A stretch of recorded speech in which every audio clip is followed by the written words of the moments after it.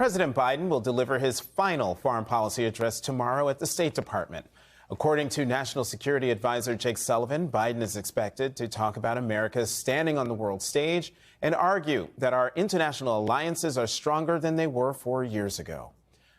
But all that's bound to change after Donald Trump takes the oath of office 8 days from now. The once and future president has been flogging his own brand of MAGA-fest destiny, a plan that's more imperialist wish list than coalition-building ally. It includes taking back the Panama Canal, making Canada the 51st state, renaming the Gulf of Mexico the Gulf of America, and resurrecting an old obsession, taking over Greenland. Classic Trump to make such wild, outlandish assertions. But the president-elect took things up a notch at a press conference last week when he said that he would not rule out using military force to seize the Panama Canal or Greenland. Hyping national security concerns, here's how Vice President-elect J.D. Vance talked about Greenland this morning on Fox News. We don't have to use military force, Shannon. The thing that people always ignore is we already have troops in Greenland. Greenland is really important for America strategically. It has a lot of great natural resources. We also need to make sure that Greenland is properly cared for from an American security perspective. And frankly, the current leadership, the Danish government, has not done a good enough job of securing Greenland. And joining me now, Ambassador Rufus Gifford, U.S. Ambassador to Denmark during the Obama administration. Ambassador Gifford, welcome to the Sunday Show. Oh, Jonathan, I'm thrilled to be with you. Thank you so much for having me. All right, Ambassador, have at it. I want your reaction to what you just heard from Vice President-elect J.D. Vance. Look, I'm extremely, obviously, look, I have a unique perspective here. Having been ambassador to Denmark, I am one of the few Americans. I've been to Greenland 9 times more than Donald Trump, 9 times more than J.D. Vance, I guess 8 times now more than Donald Trump Jr. I think that, look, what is completely forgotten in this conversation is a couple of things. One, look, there is a rich history and tradition that exists in Greenland, and it is not simple. Obviously, the relationship between Denmark and Greenland is centuries old now, and it is politically complicated. There's no doubt. And they want nothing more than to have a closer relationship to the United States. We have had a close relationship with Greenland over the years, both militarily as well as economically.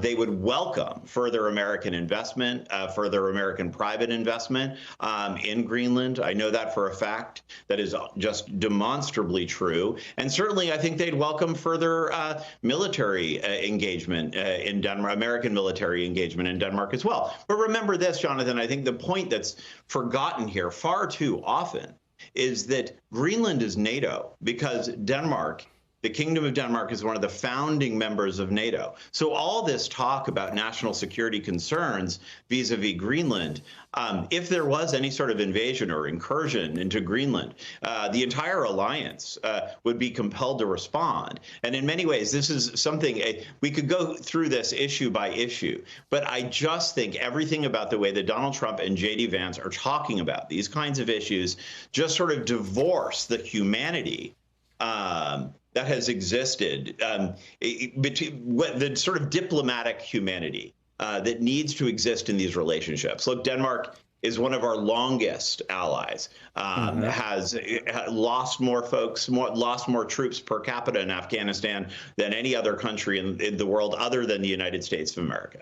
And when you simply when your foreign policy is dictated by tweet and press conference, you just lose that sense of humanity, that centuries-old humanity that we really do need to focus on here. Ambassador, you took care of my question about NATO, and, you know, going after Greenland like that would invoke Article 5, which has only been invoked one time, and that was after the United States was attacked on 9/11. But let me play devil's advocate here, because one of the things I think Vice President-elect J.D. Vance mentioned it in his comments about the resources there. Given the richness of the resources in Greenland, why is Trump not right to try to stake an American claim to them in the face of competition from Russia and China?